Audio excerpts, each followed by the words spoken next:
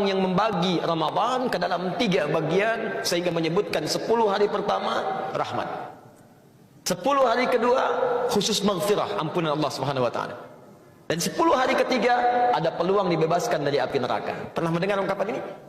Nah, hadis ini diteliti oleh para pakar hadis, ahli-ahli di bidang hadis, dan menyimpulkan bahwa hadis ini bermasalah. Bahkan derajatnya ada yang menemukan bahwa sampai ke derajat hadis palsu, hadis maudhu.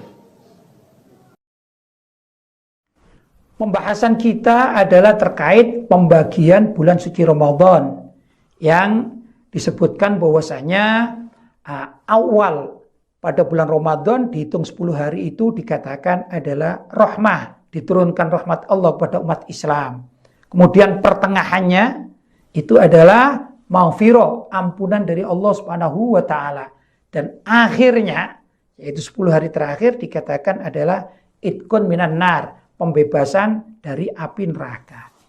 Ini keterangan diambil dari satu hadis Nabi Muhammad SAW yang disebutkan awalus syahri Ramadan rahmah. Awalnya bulan suci Ramadan itu rahmah. Wa awsatuhu maghfirah, dan pertengahnya adalah ampunan.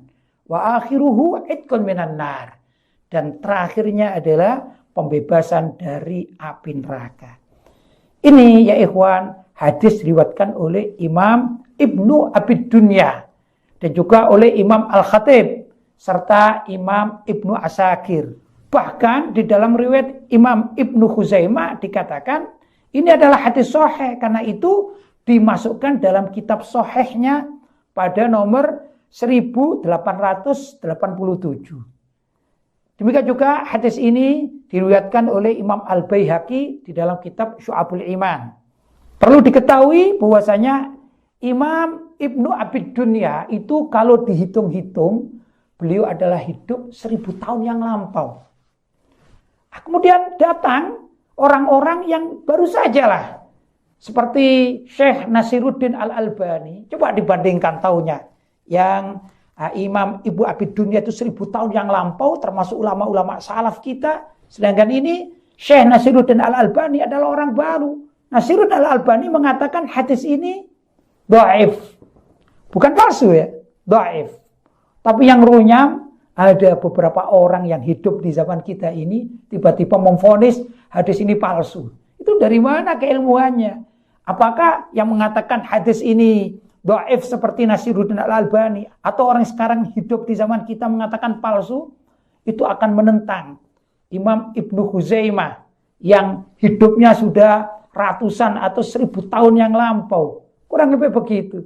Jadi saran saya kepada umat Islam, ayo kita sebagai umat Islam zaman sekarang merujuk kepada periwayatan ulama-ulama terdahulu salaf yang hidup 1000 tahun yang lampau atau kanan kirinya, seperti Imam Ibnu Abid Dunya atau Imam Ibnu Khuzaimah, Imam Al-Baihaqi. Itu jauh lebih dikedepankan daripada merujuk kepada orang yang baru saja mengenal hadis, apalagi orang-orang sekarang yang memvonis palsu. Para imam ahlul hadis mengatakan hadis ini sahih atau setidaknya hadis ini hasan. Kalaupun ini dhaif, itu adalah dhaif yang masih bisa dipergunakan untuk istidlal atau pengambilan dalil. Apalagi menurut ulama ahlus sunnah wal jamaah bahwa hadis dhaif itu masih bisa dipergunakan untuk dalil fadhailul a'mal. Seperti ini pembagian bulan suci Ramadan. Ini bukan suatu yang halal atau haram, tapi ini adalah fadhailul a'mal, keutamaan amal yang baik.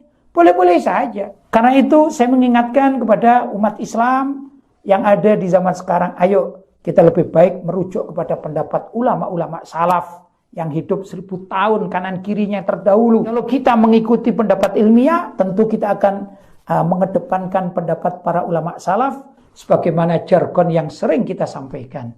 Semoga bermanfaat.